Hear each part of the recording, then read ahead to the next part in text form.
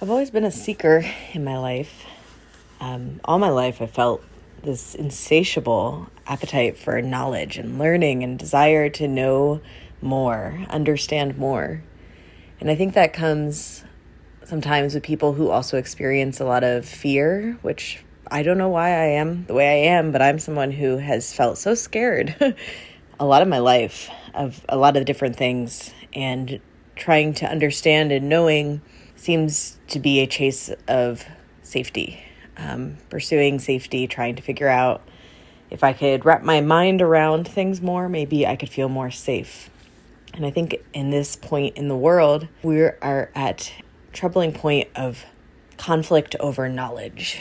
That on one hand, people are having the opportunity and the access to reach out and find more knowledge than perhaps ever in human history. We have the internet, we have phones, we can Google. If we want to know something, we can Google it and instantly receive some sort of answer about the, quote, truth of whatever it is we're seeking. The problem is that sometimes the internet allows us to lose context and nuance. We receive answers that may lead us down one path, but they're not always in a context that allows us to see the greater picture of what's happening. I think that that's a big part of what happened with some people who have gone off on, quote, conspiracy theories, extreme belief systems. It's not that they're wrong. It's not that they haven't stumbled upon some grain of truth, but it's that they have gone down one wormhole so ardently that they have forgotten to explore other possibilities.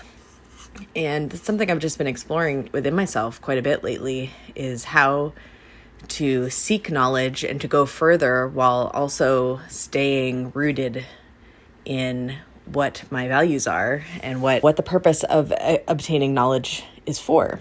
I think many of us can get sucked into information wormholes online. We're on our phones and we get sucked into a scandal, and then we research it and go deeper and deeper and try to find out, there's the scintillating details of a situation. There's a thrill in that. I think many of us are drawn to that excitement of finding something that nobody else has known yet, or figuring something out in a way that nobody else has.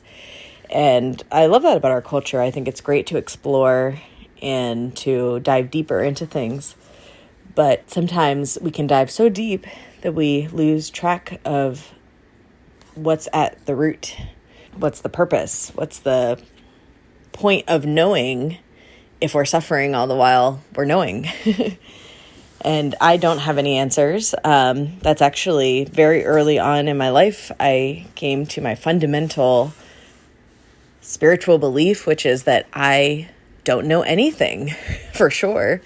Absolutely anything is possible, and that it's highly likely that I have misinterpreted most of what I've received in information in my lifespan. I think that where we go wrong in society is when we believe that we know things for sure. And there's a few culprits that tend to know things for sure more often than others. Take, for example, science.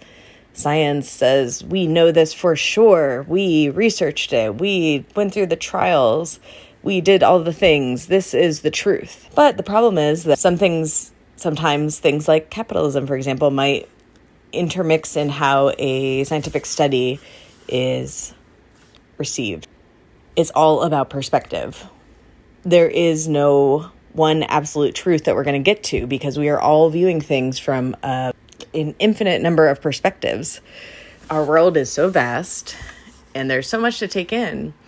And it's exciting that this point in human history, we've really been trying to explore more and more and more.